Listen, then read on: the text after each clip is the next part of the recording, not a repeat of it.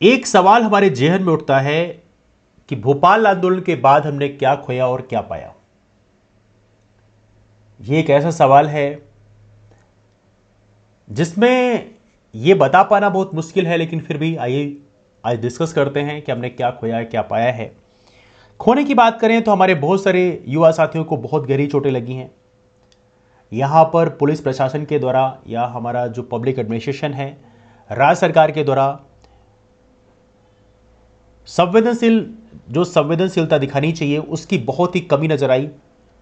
ऐसा लगा कि आपने मानवता ही खो दी है। इसे गैर मानवीय कृत्य बोलते हैं। इस तरह से व्यवहार तो हम जानवरों के साथ नहीं करते हैं, जो आपने आज व्यवहार मानवों के साथ किया है।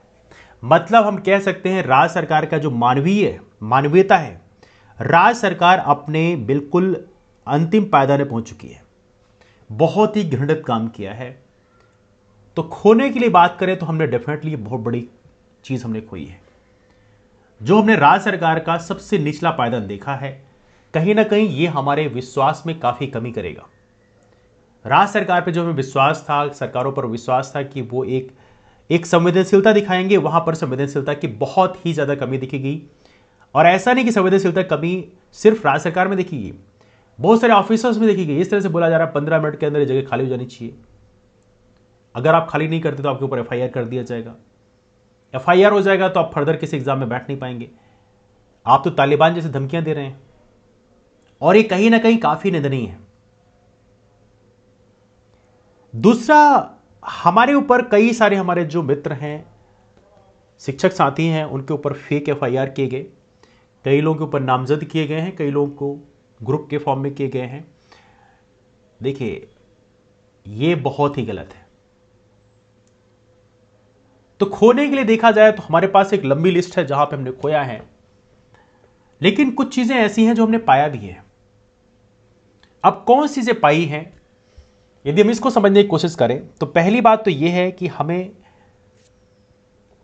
अपने प्रतिनिधियों पर गहरा विश्वास था।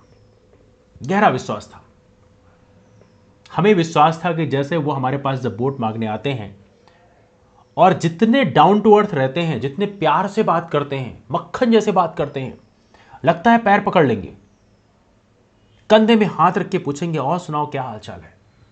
और हम दुनिया वालों को बताते फिरते हैं कि देखो आज हमारी मामा से मुलाकात हुई, उन्होंने हमारे कंधे में हाथ रख के मुझसे पूछा है।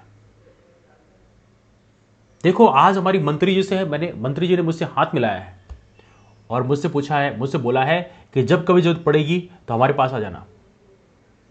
और आज हमने वो दीप भी देख लिया। हमने संवेदनशीलता का अपनी सरकार का सबसे खराब परफॉर्मेंस देखा है। तो कहीं ना कहीं हमारी आंखें खुल गई हैं कि सरकार का जो हिपोक्रेसी है, जो दोहरा मापदंड है, वो हमारी आंखों के सामने ये जो मंजर चल रहा है, इससे साफ साफ देखने के लिए मिल गया है। तो मुझे लगता है कि हमारी आंखें खुल गई हैं। सबसे बड़ी चीज तो हमने यही पाई है। दूसरी बात हमने पाई है कि देखिए, हमारे जो मामा हैं, जो सो कॉल्ड अपने आप को हमारा बहुत बड़ा सपोर्टर घोषित करते हैं, बोलते हैं कि हम लेडीज का बहुत ख्याल रखते हैं, बच्चों का ख्याल रखते हैं, उनका व्यवहार जो है काफी निंदनीय पाया गया, क्योंकि उनकी सरकार में ही ये काम किया गया। जब आपकी सरकार में किया गया मतलब आप ही जिम्मेदार हैं। ऐसा तो है नहीं कि पुलिस प्रशासन अपने से कूद के आ जाएगा और वो करने लग जाएगा। ऑर्डर तो ऊपर से मिलते हैं। तो आपकी मौजूदगी, आपके सरकार में ये जो देखा गया है, एक तरफ जब यहां भोपाल में इतने सारे लोग आने वाले थे, उस समय आप बाजीराव की प्रतिमा का अनावरण करने गए थे या कुछ मनाने गए थे। ये काफी निंदनीय है, बहुत ही ज्यादा पेनफुल है। तो मामा जी, अब आप या तो असली मामा नहीं रहे, या तो बन गए हैं तो कंस मामा बन गए हैं, दुर्योधन मामा बन गए हैं। तो आपका जो मामा बनने का जो है वो चीज अब नहीं है। मतलब हमने फील हो गया कि अब आप जो है असली मामा नहीं बचे। आपके अंदर हमारे रक्षक बनने की बजाय आप भक्षक बन गए हैं। और ये चीज हमने देख ली है। पिछले 3 साल से आपने चीजों को लेट लतीफ किया है, और आपका जो बिहेवियर है वो हमने देख लिया है। कहीं रिजर्वेशन के नाम पे, कहीं इसके नाम पे, कहीं उसके नाम पे आपने चीज़ों को टाल मटोल करने की कोशिश की है और ये चीज़ हमने देखी है, तो कहीं ना कहीं ये हमारी आंखें भी खुल गई हैं कि मामा जी अब आप रक्षक तो नहीं है, तो दूसरा क्या हो सकता है ये आप सोच सकते हैं। यदि आप खुद भी सुन रहे हैं तो भी आप समझ सकते हैं। दूसरी बात, सरकार की जो वरीयताएं हैं वो कहीं ना कहीं यहां पे देखने मिली है। सरकार को कोई फर्क नहीं पड़ता यहां पर कि हमें रोजगार मिले ना मिले। वो कहते ना एसी घर में बैठ के, एसी गाड़ी में बैठ के 500 सिक्योरिटी के साथ में कवर होके बीच में ज्ञान देने के लिए आ जाएंगे कि आप पकौड़े ही बेच सकते हैं। ये काफी काफी घृणित है। आप खुद सोच के देखो कि एक ऐसा आदमी, यदि हमें पकौड़े ही बेचने होते तो हमने पढ़ाई क्यों की है? लोगों ने ग्रेजुएशन कर रखी, मास्टर्स कर रखी, यहां पे तो कई सारे लोग ऐसे हैं जो पीएचडी कर रखे हैं, तो पढ़ाई किस लिए करी है? और दूसरी बात, पकौड़े बेचने में कोई बुराई नहीं है, हम भी बेच सकते हैं, लेकिन आप पहले ही बता देते कि यहां नौकरी मिलेगी नहीं, तो हम पढ़ाई भी नहीं करते, क्यों टाइम बर्बाद किया अपना? और दूसरी बात, एक बड़ी समस्या और भी है यहां पे। देखिए, कमाल की बात यह है कि आपने पेंशन जो है अपनी बना रखी है। कई लोगों को शायद पता नहीं होगा, यदि कोई इंसान एक बार विधायक बनता है, चाहे वो एक दिन के लिए विधायक बने, उसकी पेंशन बन जाती है, सारी लाइफ मिलती है। यदि 2 बार विधायक बन जाए तो उसे 2 बार की पेंशन मिलती है, 3 बार बन जाए 3 बार की पेंशन मिलती है, क्यूमुलेटिव होता है। और कमाल की बात है कि आप जो है चाहे 1 महीने के लिए विधायक रहें, मान लो 5 साल के लिए बहुत से ज़्यादा रहेंगे तो 5 साल के लिए रहेंगे, आपको पेंशन की जरूरत है। लेकिन हमारे देश में जो 40 साल नौकरी किया हो, 40 साल जिसने उस नौकरी में अपने शरीर तोड़ा हो, उसको पेंशन की जरूरत नहीं। क्या बात है, क्या ज्ञान है आपके अंदर! ऐसा दोहरा मापदंड सरकार का, मुझे तो अब नहीं लगता कि आप प्रतिनिधि हमारे। और मुझे लगता है कि यहां पर एक होना चाहिए राइट टू रिकॉल, कि यदि आपका प्रतिनिधि जो है पगला जाए तो हमें राइट टू रिकॉल होना चाहिए कि हां, उसको प्रतिनिधि बनाने का हमने हक छीन लिया है। और सबसे लास्ट में कहना चाहूंगा, कुछ लोग ऐसे हैं जो सो कॉल्ड अपने आप को युवाओं का एक प्रकार से मसीहा बनाते हैं। वो अपने आप को युवाओं का मसीहा बोलते हैं, सो कॉल्ड सिंधिया जी, ज्योतिरादित्य सिंधिया जी। बड़े ऊंची ऊंची बात करते हैं, लंबे लंबे भाषण मारते हैं। उनसे जब पूछा गया भोपाल आंदोलन के बारे में,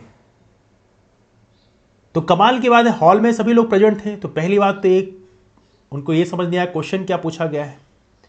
सबके हॉल में क्वेश्चन समझ में आ गया, बस साहब को क्वेश्चन समझ नहीं आया था। एक तो ये था। और दूसरा, यहां पे हमें जब क्वेश्चन का रिप्लाई देना शुरू किया तो उल जुलूल उत्तर देना शुरू कर दिया, टाल मटोल, उल जुलूल। कहने का मतलब यह है कि आपसे पूछा जाए फिटकरी के बारे में और आप हेलीकॉप्टर के बारे में बताने लग जाओ। तो हमने अपने सरकार में बैठे हुए जो प्रतिनिधि हैं उनके दोहरे मापदंड को बहुत ही करीब से इस आंदोलन के दौरान सीख लिया। और मुझे लगता है ये जानकारी भी बहुत बड़ी जानकारी है। ऐसी जानकारी हमें मिली है कि हम आने वाले कल में बहुत सचेत रहेंगे। आने वाले कल में इतना तो सर जरूर है कि यदि कोई जनप्रतिनिधि हमारे कंधे में आके हाथ रखता है, कोई सीएम हो, कोई मिनिस्टर हो, हमारे कंधे में आके हाथ रखा हो, तो हम दुनिया को ये बताने नहीं जाएंगे कि भैया उसने हमारे कंधे में हाथ रखा है। क्योंकि हमें पता है कि वो जनप्रतिनिधि के कंधे में हाथ रखने से बात नहीं बनेगी। वो उसको जो काम दिया गया है, वो जब आप काम पूरा करोगे तब जाके हमारे जनप्रतिनिधि आप कहलाओगे। और मुझे एक और लगता है कि एक नया प्रोविज़न और होना चाहिए हमारे यहाँ संविधान में, एक प्रॉपर तरीके से अमेंडमेंट होना चाहिए कि जब भी कोई सरकार या कोई पार्टी सत्ता में आती है बड़े बड़े वायदे करके और उस वायदे को यदि पूरा नहीं करती है तो वो सरकार जो है उसको नल एंड वाइड घोषित कर दिया जाए। ये पूरा टाइम पीरियड होना चाहिए, फ्रेम होना चाहिए कि आप ये करोगे तो कब तक पूरा करोगे। मान लीजिए आपने शिक्षक की भर्ती निकाली है, और कमाल के बाद शिक्षक की भर्ती आपकी सरकार ने निकाली थी, किसी और सरकार ने नहीं निकालने गए थे, आपकी सरकार ने शिक्षक भर्ती निकाली थी। और कमाल की बात यह है कि आप उसको इंप्लीमेंट नहीं कर रहे हो, क्योंकि आप कैलकुलेशन कर रहे हो। कैलकुलेशन क्या कर रहे हो? हाँ, अभी देंगे 2,000 करोड़ रुपए खर्च करना पड़ेगा 2 साल में, 20,000 शिक्षकों की बात है, तो इतना पैसा यदि हम किसी इंफ्रास्ट्रक्चर कंपनी को खर्च करेंगे तो वहाँ पर वो कंपनी जो है मुनाफा कमाएगी, और जब हमारा इलेक्शन होगा तो वहाँ पे चंदा देने आ जाएंगे वो। और इन 2,000 शिक्षकों को हम यदि अपॉइंटमेंट देते हैं, ज्वाइनिंग देते हैं, उन 20,000 शिक्षकों को अपॉइंटमेंट देते हैं, सैलरी देते हैं, तो उस समय क्या मिलेगा? देखिए, ये कैलकुलेशन कर रहे होंगे। तो कहीं ना कहीं यहाँ पर हमें ये हम कहना चाहते हैं कि नया प्रोविज़न ऐसा ऐड होना चाहिए हमारे संविधान में कि वो पार्टी स्टाम्प पेपर में लिख के दे कि हमारे ये हम वायदे पूरे करेंगे, इस टाइम पीरियड के अंदर अंदर कर लेंगे। यदि हम नहीं करते हैं तो हम ये घोषित करते हैं कि हम जो है इस्तीफा दे देंगे, या हमारी जो गवर्नमेंट है वो नल एंड वाइड घोषित कर दिया जाएगा। ये कोई प्रोविज़न होना चाहिए। और मुझे लगता है इसकी भी हमें डिमांड राज्य सरकार और केंद्र सरकार सभी से करनी चाहिए, क्योंकि इस समय हमने राज्य सरकारों, केंद्र सरकारों और अपने प्रतिनिधियों को गिरगिट जैसे रंग बदलते देखा है, और ये रंग बदलना अब हमें स्वीकार नहीं होगा। अब हम जो है इसमें एक्शन लेना चाहते हैं, हम इसमें कंप्लीट रिजल्ट चाहते हैं, हम कंप्लीट ट्रांसपेरेंसी चाहते हैं, और हम चाहते हैं सभी सरकारें यहाँ पर अपनी जिम्मेदारी दिखाएं। मैं चाहता हूँ आप सभी लोगों से इतना ही कहूँगा कि आप ये वीडियो अधिक से अधिक शेयर करें, जिससे ये बात हमारे मंत्री, मुख्यमंत्री, विधायक, सांसद सभी तक पहुँच जाए, जिससे वो एक एफर्मेटिव पॉजिटिव एक्शन ले पाएं। तो चलिए मुलाकात करते हैं आप लोग फिर। आप लोग सेहत का ख्याल रखें, मिलते हैं फिर। Bye bye, take care.